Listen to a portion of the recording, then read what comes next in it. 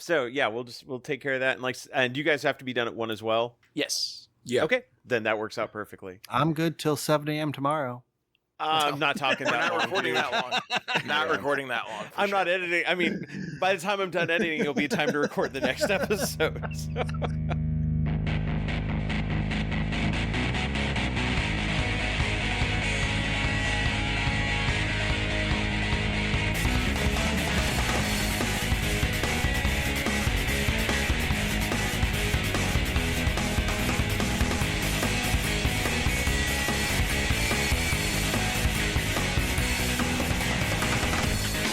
Welcome to Preferred Enemies, the Warhammer 40k podcast that knows that school is about to begin, but grades are about to come out. I'm your host, Rob. Kevin. Dennis. And Richard.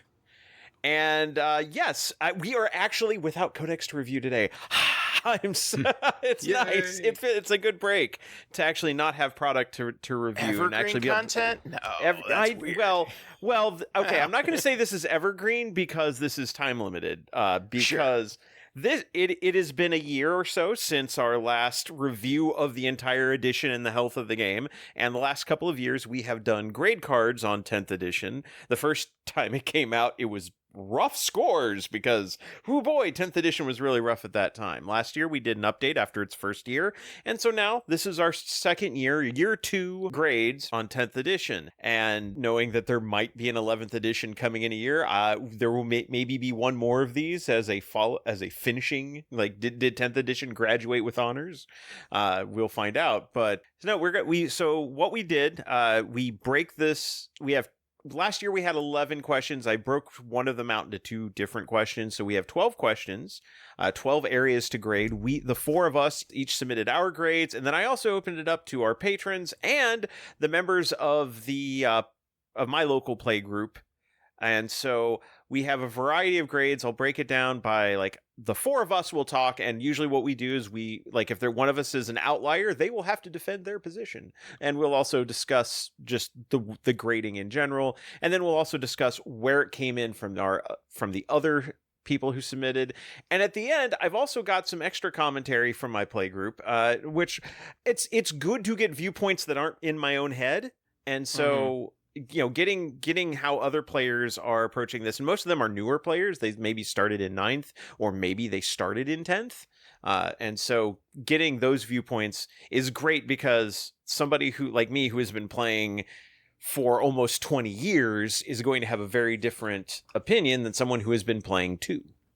And explicitly the intent for this version of the game was to make it easier for new players to get in. So I think that's absolutely a valid thing to judge. So yes, absolutely. No, I mean that is what he's they channeling stated. You again, Kevin. It is what they stated as one of the goals. Whether they've accomplished that or not, that's what we'll be discussing. Stay tuned. Yes. Also, real quick, I do want to mention Games Workshop scrambling to deal with the Kill Team leaks that came out months in advance, apparently. Yeah. On the other hand, the that new Satan Shard the Nightbringer looks awesome. Honestly, it all looks awesome. Yeah. I really like the Sisters models. Raptors, I don't know if they necessarily needed a new model, but I'm always down for new Raptors. Would be great to get them in some of the cult codexes. It'd be nice. But the models are all nice, but it is very, very funny that they had to scramble to get that done. And it's really funny to me because it came on a day after I think Louise Sugden released a video about GW myths. Yes, and one of the myths that she broke was at least when I was there, they don't leak stuff because I have had to personally scramble to put together release videos to get stuff out that was leaked. And then that happened the next day, which I found very funny. I feel bad for the people who had to work to scramble, but I thought the timing was very also funny. The line from the Kill Team box reveal, this box set won't be coming for a while yet. There's more coming for Kill Team in the interim, which has yet to be revealed. And we'll have a look into the new Kill Teams when we get closer to its intended reveal date. Yeah, there was some salt. There was some salt. Nice. Somebody had to do a late night scramble to get that article up and was not happy.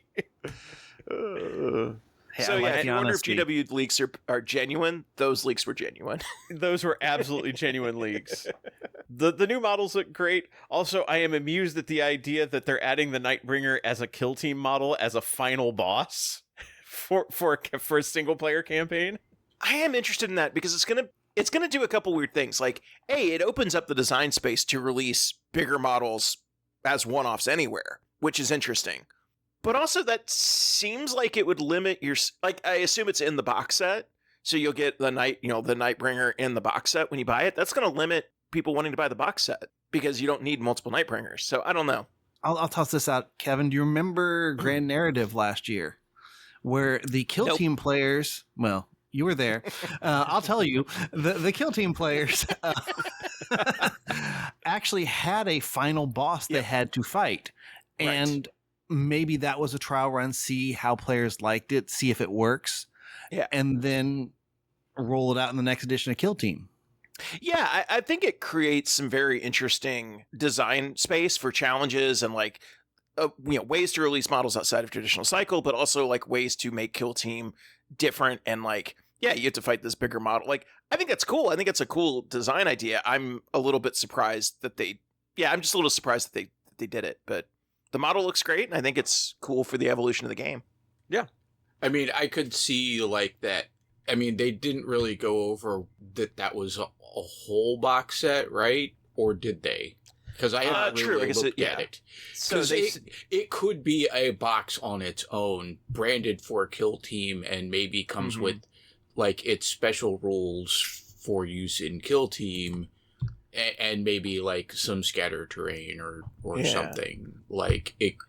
The Nightbringer will become the culmination of the story that begins the new Tomb World box set, which will be up for pre-order in a few weeks' time. So it doesn't necessarily sound. Yeah, you're right. It doesn't necessarily sound like it'll be part of that box.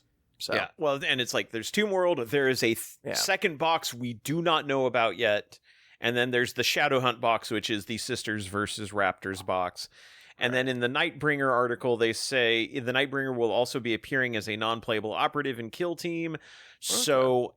Yeah, I'm thinking it's not in that box set. It is probably a standalone model. Whether that box set will include rules or whether it will be a branded for Kill Team or whether there will be because all the Kill Team rules are technically downloadable for free. Mm-hmm. So they may just release free rules to use it in that campaign, which would also be awesome.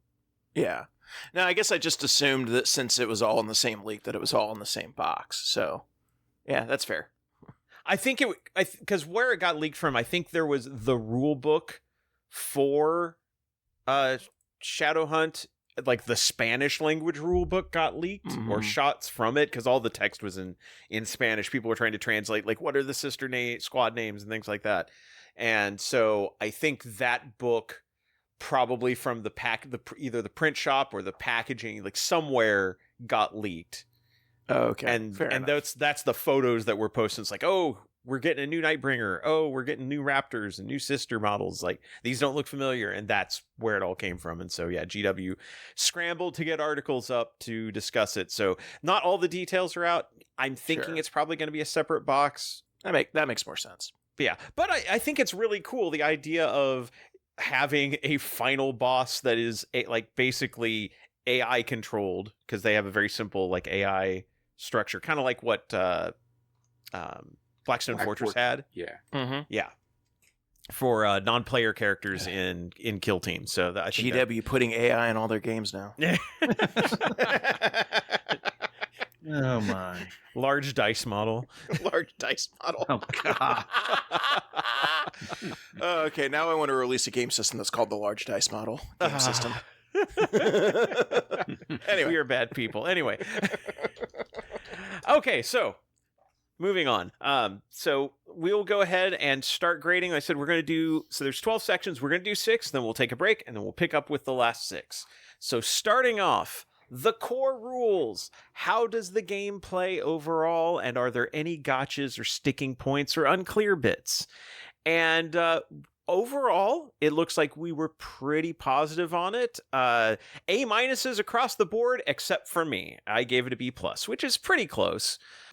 And I will say my one reason for giving it a B+ is because of the weird shoehorning in of the movement rules, which are still which didn't get added to the core rule document. They're in the core rule commentary, so it would be very easy for somebody to miss it. And also the fact that the balanced data slate has rules that apply to the core rules and to standard stratagems and things like that. And it just feels like it's a little bit, there are parts that are a little bit clunky just because they're not consolidated into one place. And I think that also will fall into rules accessibility somewhat. Yeah. But like overall, I think the rules work pretty well. And I guess this might fall under execution of new ideas, but I do feel like there's a couple of mechanics, namely lethal hits and sustained hits, that it feels like they could use one or two more of those and not lean into those two things over and over and over again. But yeah, that's I think those are my biggest complaints. Otherwise, this would be it. The rules themselves would be pretty much an A. I mean, I could continue to lament for the lack of a psychic phase, but I think that ship has kind of sailed. Sure. Yeah, I think psychic is gone. I mean, they'll say it's in. Look at it's all the things that are marked psychic, but without the phase, it really just doesn't feel like it's there. Yeah. Yeah, but I also remember 6th edition when we had a psychic phase, and that wasn't good either. So yeah. Well, removing it has sped up the game. I will say that. Yeah. But I will say, like, I think the rules are fine. They're going in a good direction. They try and balance them. I kind of thought about what you said there, Rob, but I kind of glossed over it. Of the rules technically are in 3 different places, which is not good. And one of the things I call out that I find still annoying is pivot, which I know why it's there. Yeah. It makes sense, but boy, is it annoying. I don't mind pivots. Like, I don't mind the movement rules. I like what they did with the movement rules. I still feels weird that they had to shoehorn them in after the fact in a secondary document. Right. Rather than, and I understand they didn't want to update the core rules document because when they launched the edition, they're like, hey, the core rules download is the exact same page numbers and the exact same text as in the big print rule book, so we don't want to change it. So that the rule, so like if somebody says page 23 of the core rules, it's always the same page. But that's why you can add addendums to that document and like you put a little asterisk and then like see appendix and have it all in one document. But or just have it an online updatable one that you can just access. Well, that gets into rules accessibility, which we'll get to. So I gave it an A-. Previously, I had rated as a B+. I think over the last year, they've done a good job of like FAQing the rules and like making the game play faster. So I do want to give them credit for that. I think like core rules wise, this is probably the easiest edition to play. The rules are the most clear. It plays the fastest. Like, and I want to give them credit for that. Yeah, the splitting the rules between multiple documents goes to rules accessibility, which, but no, I think overall, like I think the live patching, the FAQs that they've been doing to the game, making updates, adding base sizes, as a document, like all of that stuff goes to make the game better and makes it play better and makes it play faster. So that's why I upped my grade a little bit. Yeah, I pretty much followed in the same reasoning. Okay. Yeah, I think, like I said, I think this is a good edition of the game, and I enjoy playing it. So like I think the rules work pretty well. I think there's areas where it could stand to improve a little bit, which is why I didn't give it an A. But like B+ to A-, it's like I could go to an A- if I wanted. Yeah. I think we're all basically in the same range. Yeah, and with three hosts saying A-, I kept the average at an A-. It's definitely doing fine. It's one of the better 40K rule sets we've had, for sure. I'll agree with that one, Yeah. And looking across the results from our other submitters, they had it come in at a B+. Basically, it was all A's and B's across the board. So yeah, it's a pretty well-received edition as far as the core rules themselves. I think the game mechanics work fine.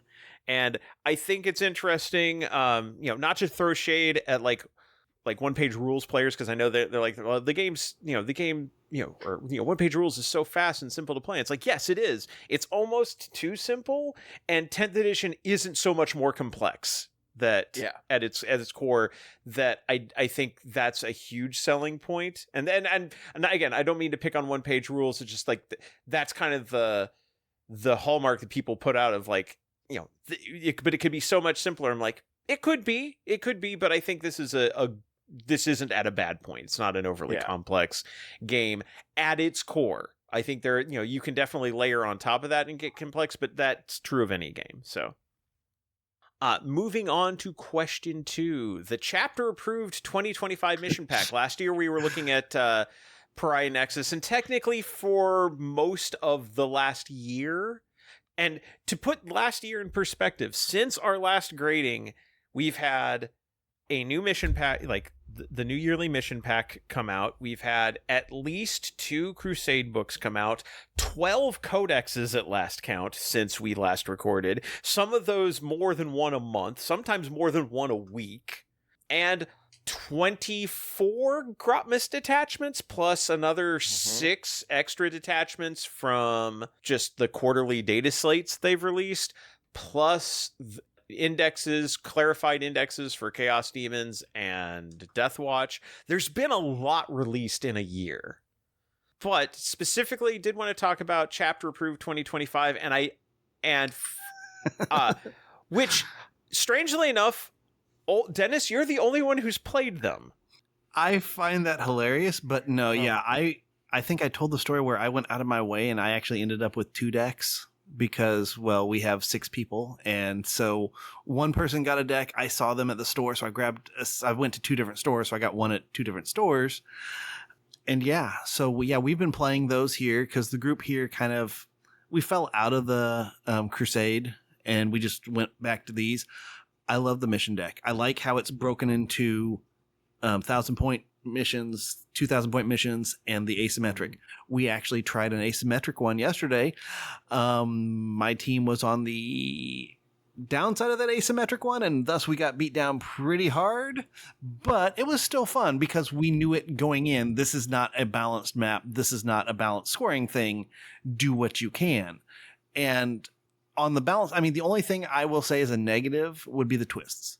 I dislike the twists. I think the competitive side doesn't like the twists, which is why they're not used in competitive side. When we reviewed it, we were like, the twists are just bad. The twists are just bad. My group doesn't use the twists either, but the challenge rules is probably the best comeback system they've ever had. It's a lot better than the previous 2. The fact that you just get something and it's nothing big and you have to choose, am I going to do it for positioning with a stratagem or am I going to go for the points? And the points are only like 3 points. But if you can use either one of those to kind of position yourself better, you can make a comeback with this. So this is the best balancing / comeback mechanic they've had. So I am all in on a thumbs up on the chapter approved 2025 rules. So that's good. I would say if I had to score it, because I don't feel like the missions themselves are huge changes over the Pariah Nexus ones, which last year I gave Pariah Nexus a B. I would probably give this, and I will defer to you on the challenges versus secret missions. I really liked secret missions. I thought those worked pretty well as well. But at the same time, I would ding this one on points for the twists, which are just actively bad and should not have been put in, and the less than stellar implementation of the asymmetric missions. I didn't really care for how they ended up with those, and mostly because I was very disappointed. I had more hope for it. Yeah, I think I'm giving it pluses for having the 1,000 points and the asymmetric in there, and I think that's the asymmetric. You and I differed on that one. Yes, yeah, we did. I do think having definite support, like dedicated support for 1,000-point games, that is very good. I definitely do think that's a win. So I scored it as NA because I have not used it yet, and honestly, that's me being charitable because I was about to score this an F, specifically for this reason. You never got one. I bought mine 2 freaking weeks ago, and it's already sold back out on the website.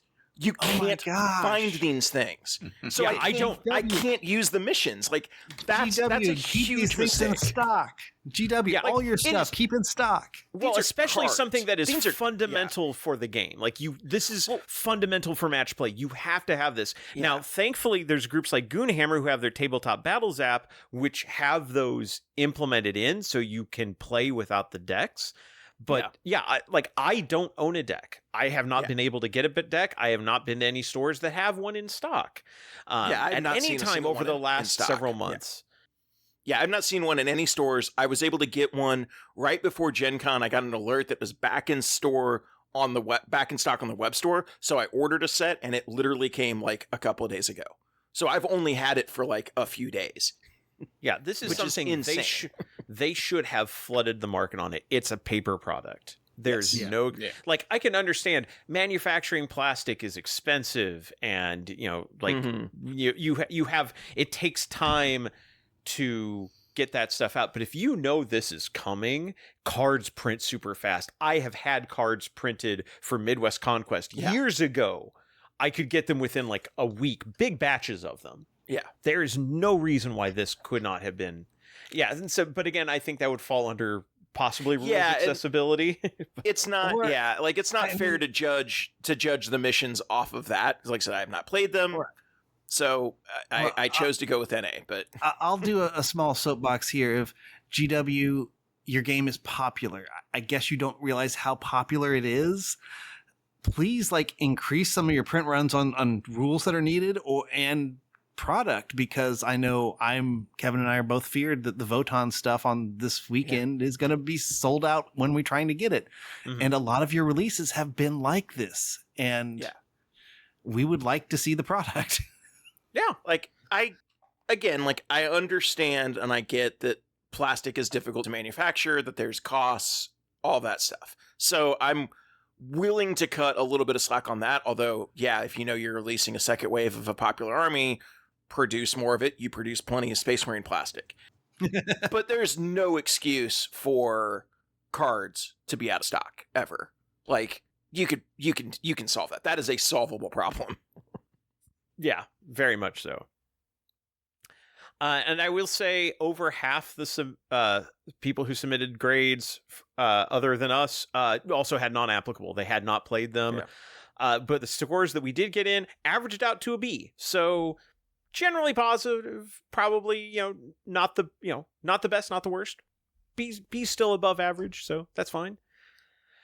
Moving on to our next score, narrative and bunker/White Dwarf missions, which I broke this out because chapter approved is primarily seen as like the matched play missions. Yeah. Like these are the standard missions. You go to a tournament, you play a pickup game. That's what you're going to play as chapter approved, and that is how it is positioned. The narrative and bunker missions, I kind of group these together because they do not play that way. They don't have secondary objectives usually. Narrative, I'm specifically meaning the missions out of like the Crusade books that we've had. And the White Dwarf missions, also referred to as the bunker missions, are kind of in a similar vein. They don't have any of like the Crusade trappings for like, hey, you get extra, like the victor gets extra resource points or something like that. But it also has that kind of... here's the map, here's the layout of objectives, here's the weird adjustment to the mission that differs it from other missions, and all the scoring's built in right there on the page. And of that, I am the only one who have played those in the pretty much in the in to any large capacity. Yeah, right. We played 2 battle bunker missions at Midwest Conquest when we did our games against each other. That's true. But and my group here is kind of, I don't want to say giving up on Crusade, but we've dropped Crusade in favor of going to the more balanced chapter approved missions. So that's why I put not applicable, because for 2025, I've really only played mission decks. What did you play in the Grand Narrative? Because this technically covers all the time from our last grade until now. Grand Narrative has its own bespoke missions, so they're not even the Crusade missions. No, they're not the Crusade missions. Now, I will say this, and this falls under narrative support.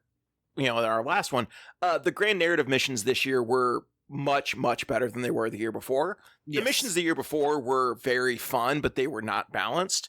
The missions this year were much more balanced. So, I have liked the narrative missions that I've played, from like reading like the narrative campaign books and at the events and the custom ones that we've come up with, because I think it's just the way I like to play now.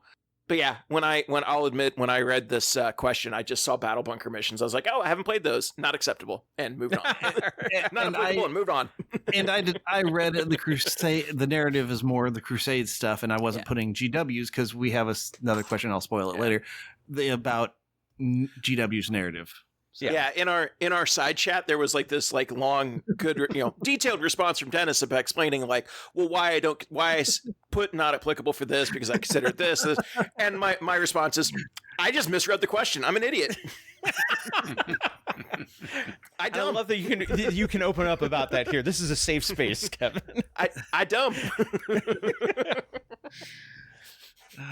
So I did, but I have been playing almost exclusively the bunker missions for the other than at the Midwest Conquest narrative when I played missions that were actually based off of the Nachman it was the Nachman missions, which Kevin and I did not play. Right. Right.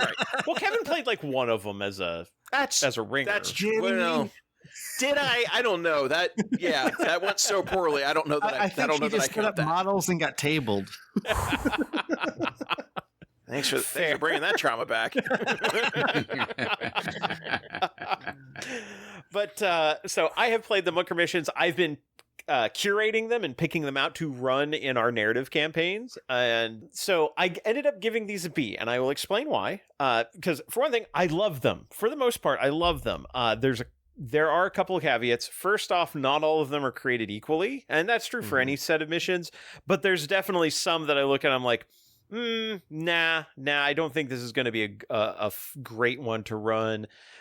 There's one, like the one that you and I played, Dennis, where there's like 6 different deployment zones. Gosh, yeah, that one. Yeah, that one, I'm like, that one, I could put that in front of my players and I think they'd be fine, but it's a little bit janky. I'm glad I played it. Yeah. Would I play it again? Maybe. It wouldn't be at the top of my list, but it definitely provides an interesting twist to the game of you picking your deployment zones is the first part of the game. You can lose right there. Right. Like there's another one where there's like 6 objectives and you should pick an alpha and omega objective and it recommends having a deck of cards to use pick. I'm like, no, that's too much. That is too many extra steps to work into this. But there's also missions where like the objectives move around or new objectives get created on the board, or like the ones where like there's a warp portal that opens up between objectives that you can shoot through. There's a lot of fun That one missions. was fun. There's a lot of fun missions in that set. And for the most part, they're decently balanced. They don't necessarily favor one army style over another too much. But I did give it a B because there's one place where I think those missions kind of fall apart. And we discussed this a little bit in our Votann review, in that a lot of the missions do not have objectives in your deployment zone, in either player's deployment zone. They're all like in no man's land.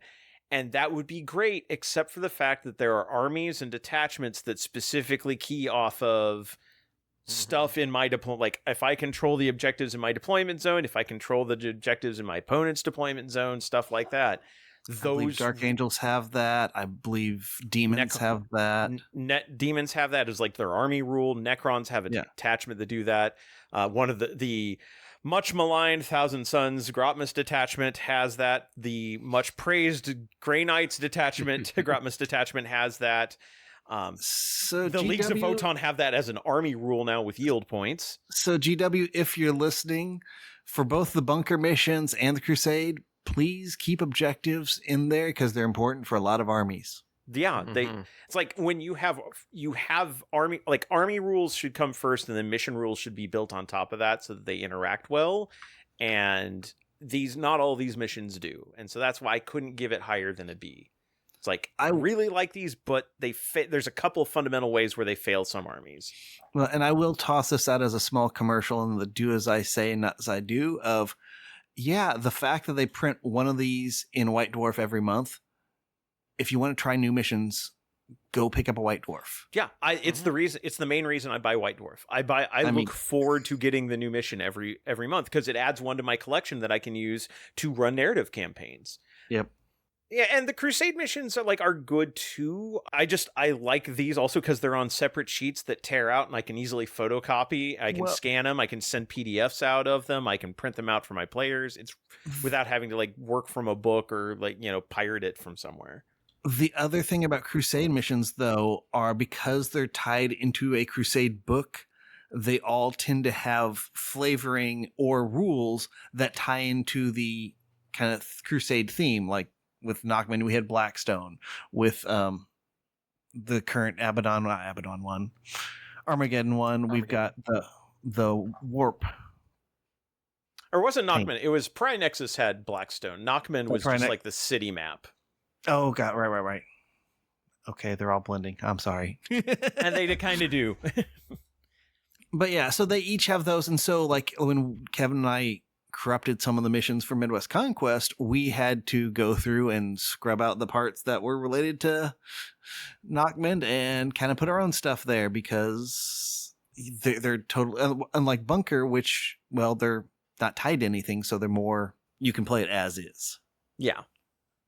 But yeah, I highly recommend checking out the White Dwarf missions. I would love it if they did, kind of like they had back in 4th or 5th edition, the Battle Missions book. If they took all of these cleaned them up a little bit and packaged them as here's an omnibus of missions, kind of like what they did with the Boarding Actions book, where they had all the boarding actions. Oh gosh, I loved that book. Yeah, if they did a Bunker Missions book, I would buy it. And I would recommend it. Assuming they kept enough copies in stock.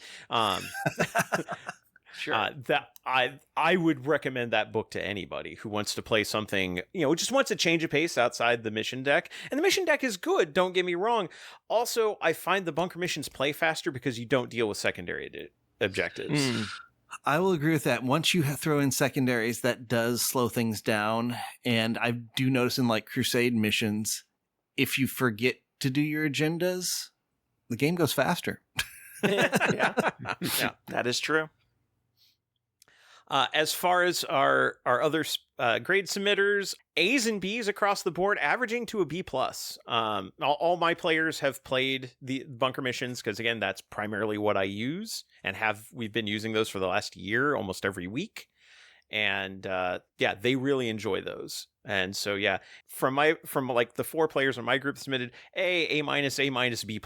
I mean, and then we had a couple of B minuses otherwise that dragged down the average, but still a solid B+ on those missions. So really enjoyable. If you want to try something different, pick up a White Dwarf and the missions. And also the nice thing about the missions is you can download the mission setup off of Warhammer Community, and then the missions themselves just tear out of the back of the book.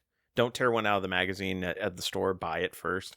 But they tear out so you have it as a separate page. It's got the deployment map and all the rules on it. Really easy to run. If you play Age of Sigmar, they do the same thing for Age of Sigmar on the other side of the page. So they have them available for both. So whichever game system you're using, I think it's one of those things hey, White Dwarf, there's a thing in White Dwarf that no matter what, I'm gonna use.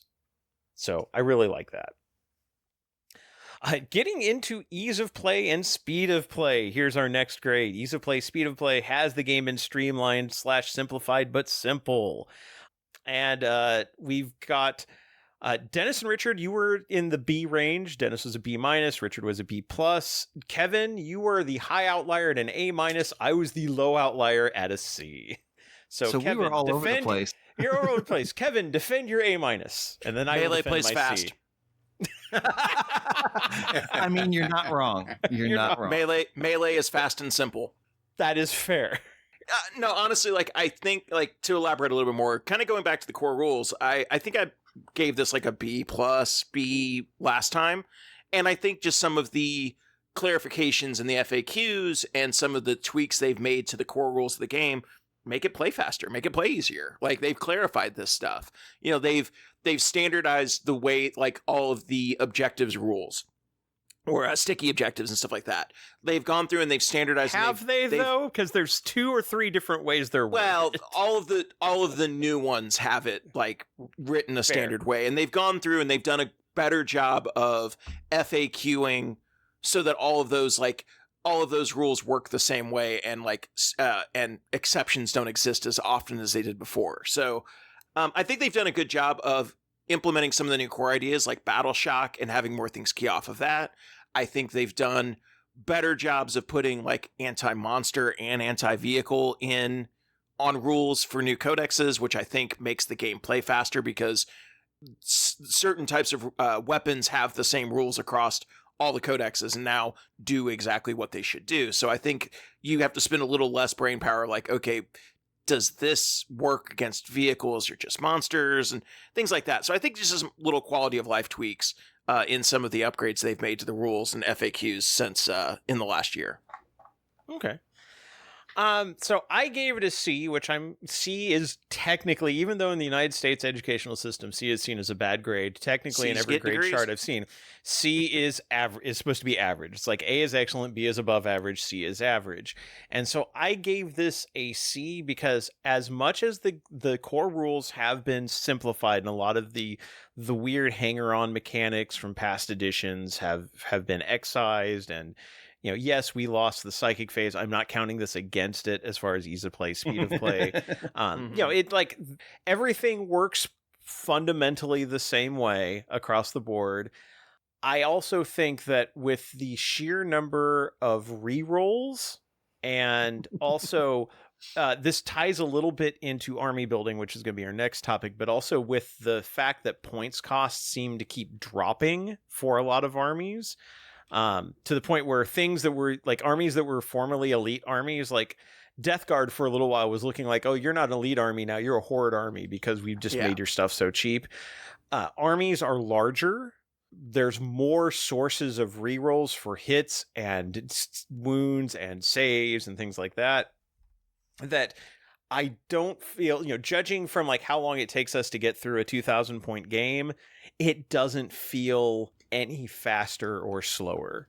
And if you're playing in a tournament, if you add in secondary objectives or in Crusade, if you're tracking your agendas, the game can still feel like it's a little bit bogged down, and it can be hard to finish a game in an allotted 2.5 to 3 hour time block.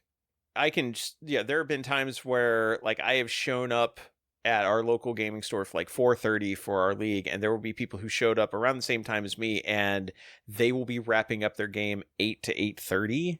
Now, granted, these are more casual games. It's not like hardwired that we have to go fast, but we do have chess clocks available, and people have used them to try to keep their games going at a brisk pace, and it's not always feasible. So I think it is streamlined in good ways, but I think there's enough cases where the things outside of the core rules have bogged down the game enough that it kind of feels like it's worked counter to itself, and so it doesn't feel any faster than it did before.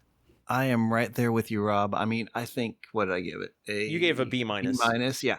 And this is one of the lower ones because ease of play, it's easier. Speed, I don't think it's sped up.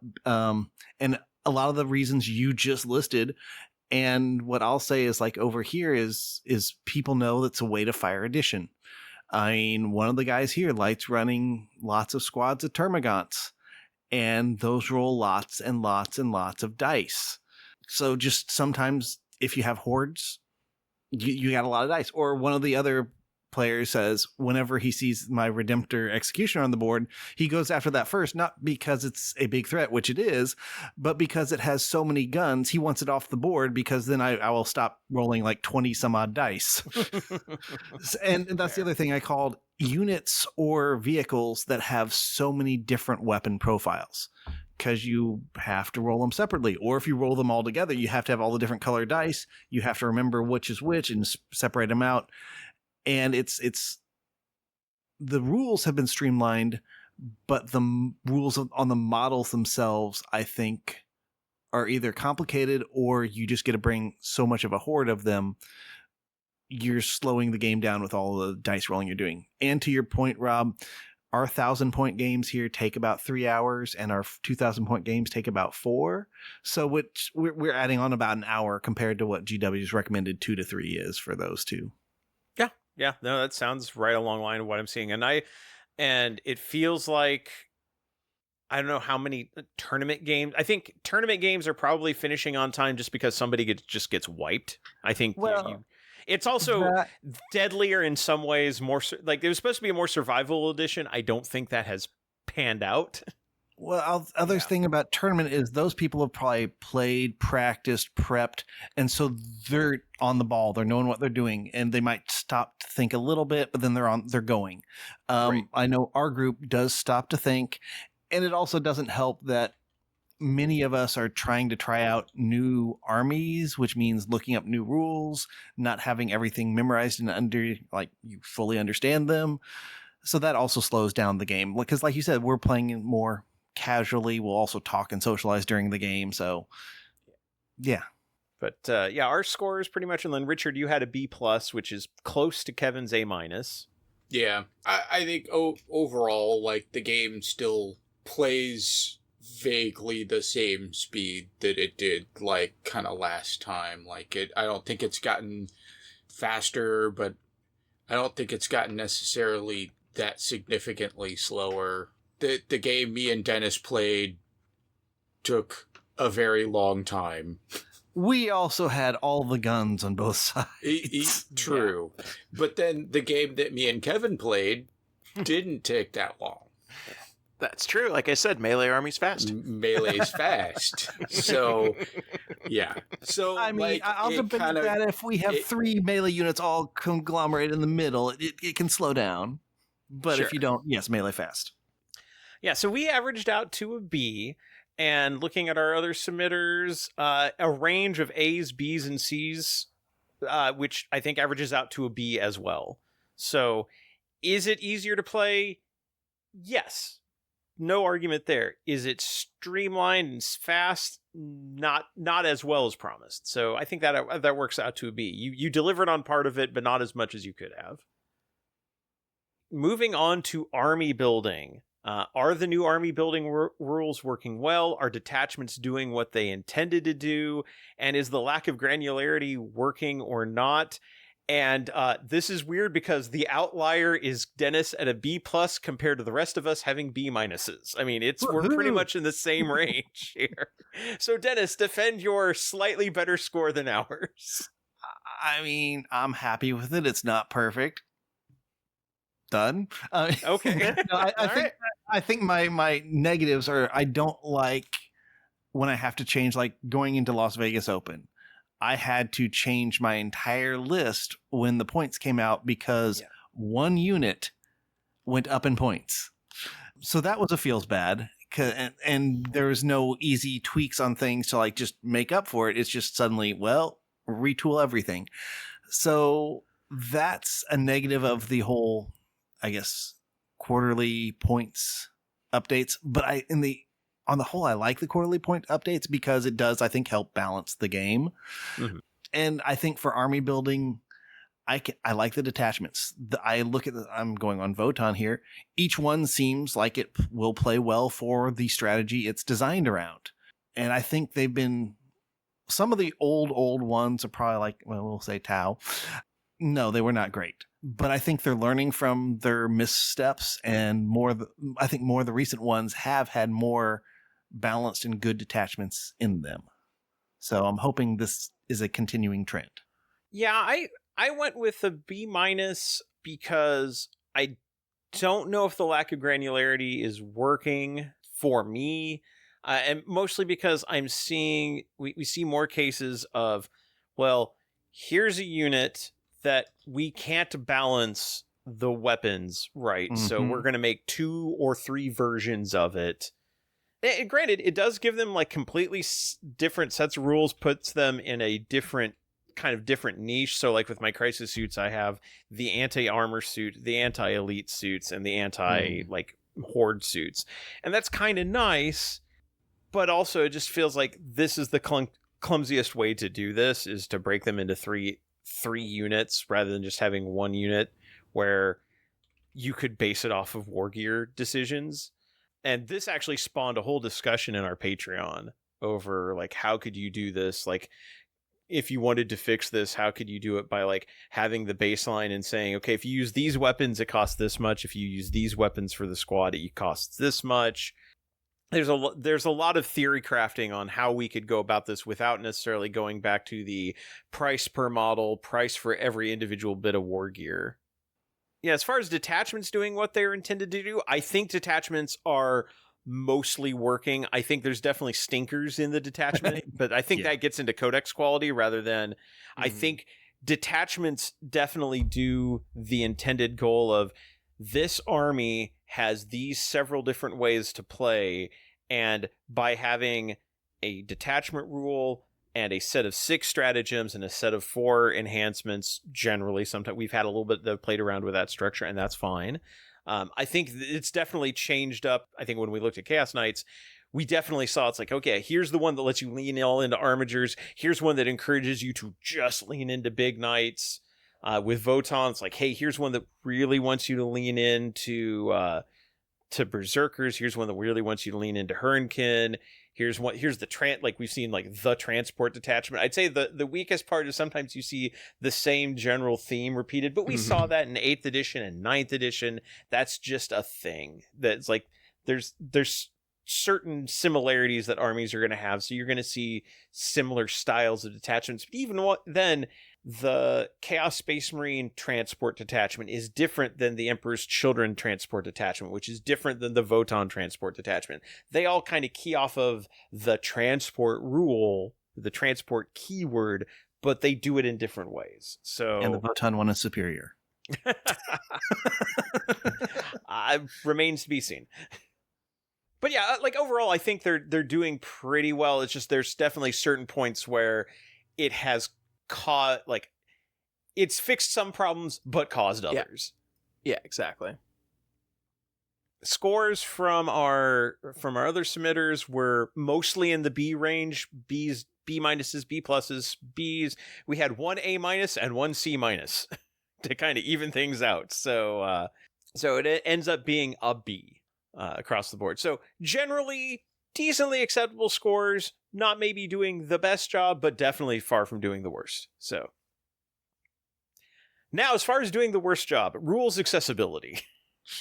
How well have the rules been made available to the player base? And last year, we were pretty harsh with D's and D minuses. I think last year, Kevin, you had a C plus. Yep.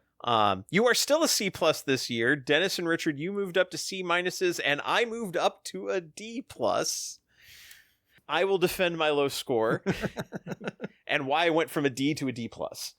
So obviously, we are in a world of digital rules delivery. And are we? Games Workshop, in most games, yes. Either digital rules delivery or rules being delivered like in the unit boxes. Like you buy, like in many games, you buy a box and it will contain, here are the models and here are the rules for those models. Core rules are often available as living downloadable documents, and usually in a single document that gets updated on a regular basis. And if there's an app, maybe there's a subscription fee to the app, but the subscription fee basically gets you everything you need to use that, to play that game. Games Workshop is not there. It has parts of that, and that is even more frustrating. There's an app. There's a good army building app. You can't build, you have to have a subscription to build more than one army at a time. Okay, not ideal, especially when there's alternatives out there. I've been using New Recruit a lot because it doesn't require me to unlock all the codexes manually. How do you unlock a codex? Could you just buy it digitally? No, you have to buy the physical book. So I have very few of the codexes unlocked on my app. So if I want to place, and also, like for my Blood Angels, I don't have the Space Marine Codex. I don't have the Blood Angels supplement. I don't feel like paying $90 to $100 to get the rules to play the army that I've already spent way more than that on models to play. So I will use free resources that when I can. Does this make me a bad person? I don't think so. Possibly. I don't know. I think so. I'm sure yes. Games Workshop would love me to buy those rules. And like, I have the Tau Codex unlocked. I have Emperor's Children unlocked. I don't have Chaos Space Marines unlocked. I don't have Blood Angels unlocked. And what's really frustrating, the reason I bumped this up to a D+, is because Grotmus showed that they could. Yeah. Grotmus rolled out 24 detachments, like detachments for every faction in the game for free. And they are not locked. You can pick them and review all the rules for them on the app. They showed they can do this. We got the Deathwatch index when they're like, well, Deathwatch, yeah, I know we knew you weren't happy with the Imperial Agents implementation, so we are going to go ahead and put those all in a free downloadable index, and it's just a thing, and everybody has access to it. They can do that. Chaos Demons are not getting a standalone print codex, but they're still a viable index, and that's available. They updated it. They've been updating it like as the individual Chaos Gods. Here, Rob, I think we have one of our local players who's going to lean into Demons because he knows they're not getting a codex, so he can easily look up the rules. Right. Yeah. So it's like a D+ because they showed they could do it. It is doable. They have units. They have released updated data sheets for free.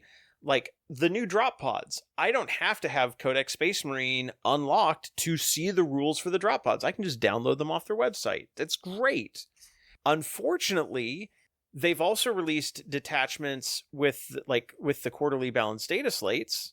Those are locked if you don't have the codex. That makes no sense because I can download them for free off the website, but I cannot build with them in the app unless I have those armies unlocked.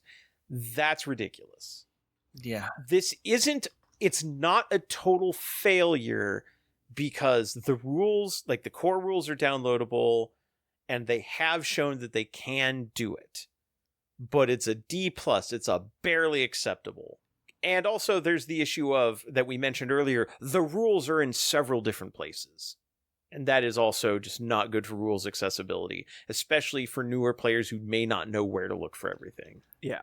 And That's think fair. I'm right there with you, Rob, which I didn't go as far as the DI because probably some selfish reasons of the fact I love that the rules are in the app and I don't carry books with me anymore. My codex is in the app. The core rules are in the app.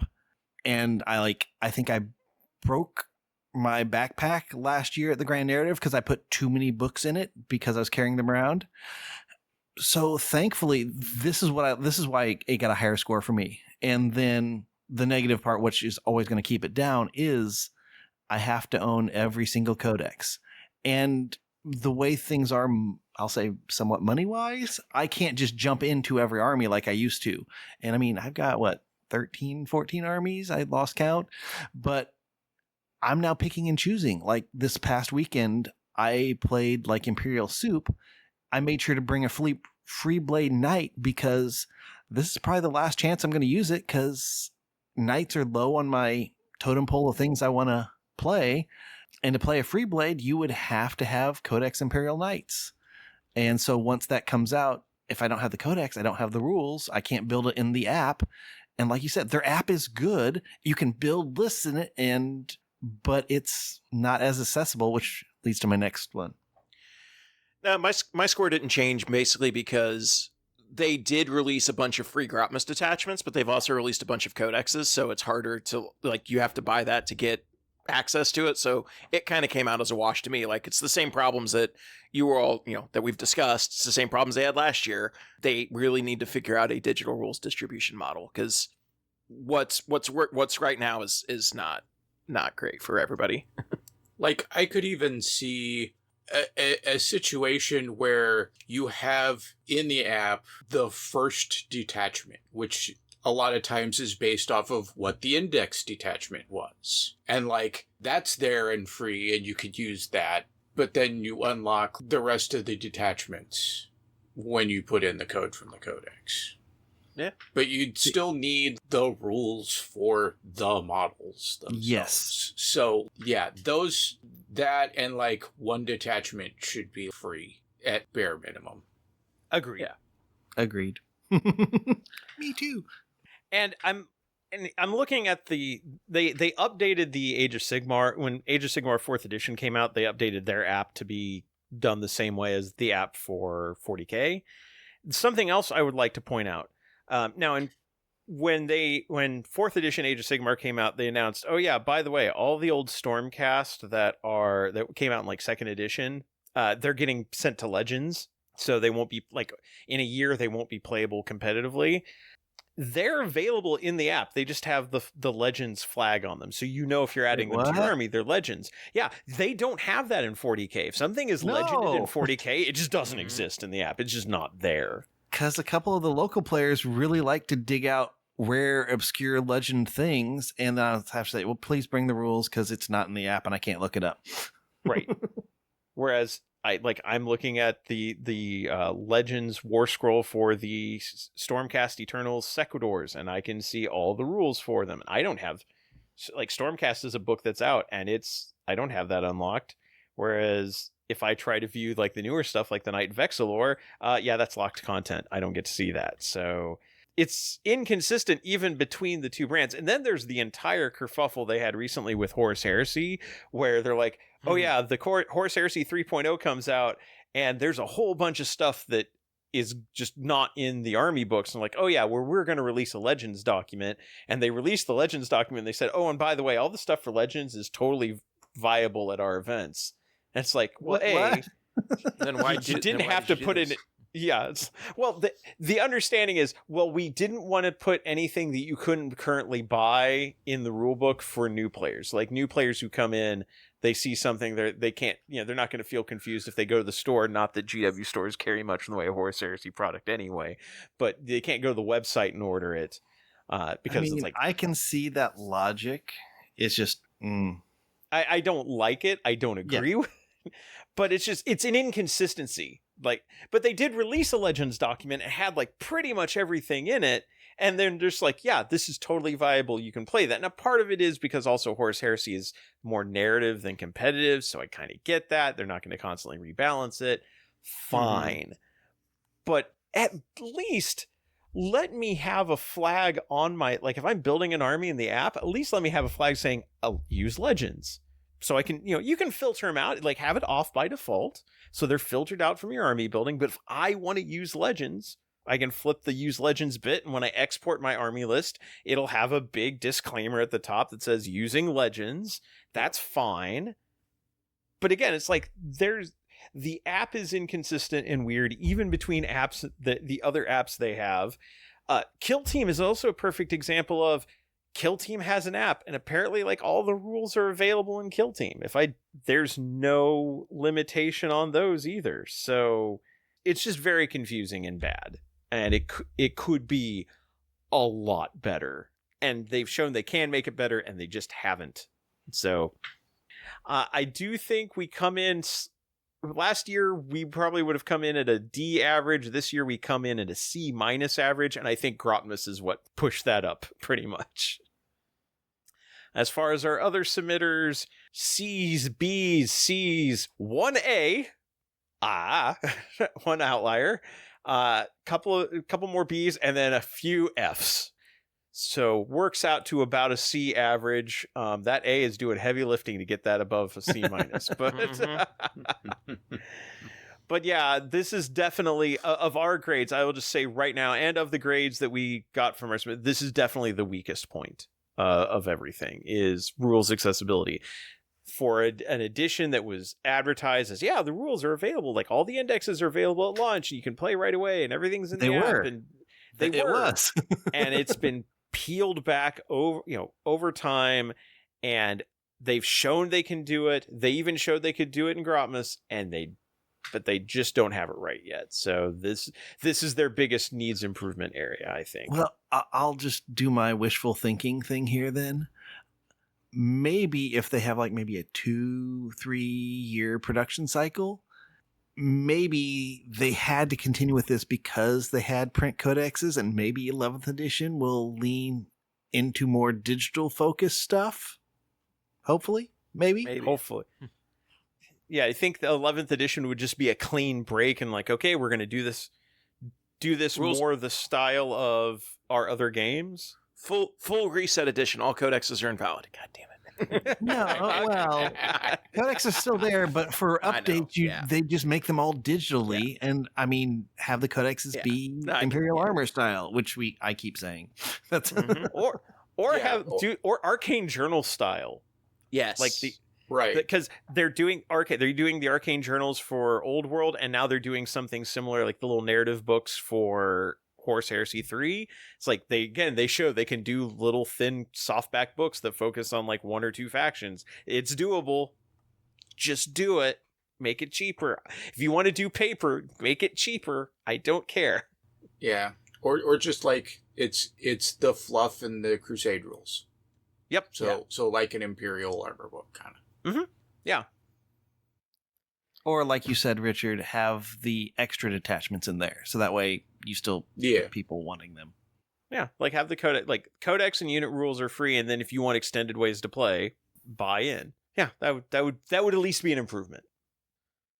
All right, well, that's halfway through our grading. We are going to take a quick break for sponsor identification. Also, if you would like to be part of the Preferred Enemies community, or also if you would like to help support the show, we've got 3 good ways for you to do it. First off is our Patreon at patreon.com/preferredenemies. That we don't lock any of our episodes behind a paywall. It's basically $1 a month tip jar. You can give more if you want. We would love if you did, but $1 a month is fine. If enough people put in $1, it adds up. You guys help keep our show income neutral because it covers our recording services and our web hosting. You are all helping make the show possible. And also, if you join, you get to be part of the Preferred Frenemies community in our Discord. We have great conversations there. We've got a lovely group of people that just love hanging out, sharing hobby tips, just talking about this, that, and the other thing. Got sections for Old World and Age of Sigmar, and even playing CCGs if that's your jam. So if you're at all interested in being part of that group, we would love to have you there. Again, that's patreon.com/preferredenemies to join. Also, we have a merch store. If you go to preferredenemies.com/merch, you can buy hats, shirts, mugs, stickers, stuff with the Preferred Enemies logo, and a few other things. And we would look to adding to that selection as time goes on. But if you want to help rep the show, we would love to have our merch out in the wild. Third is on YouTube. We are at youtube.com/@preferredenemies. We are slowly fighting the good fight against the algorithm and climbing our way up the ranks. But we would love for you to subscribe, like our videos, which are basically just video versions of the audio podcast. But subscribe, comment, that kind of engagement helps drive the algorithm for us and gets our show in front of more people. So we would love to have that support there as well. So we'll take a quick break, and when we come back, the other 6 items on our yearly grade card for 10th edition. See you in a bit.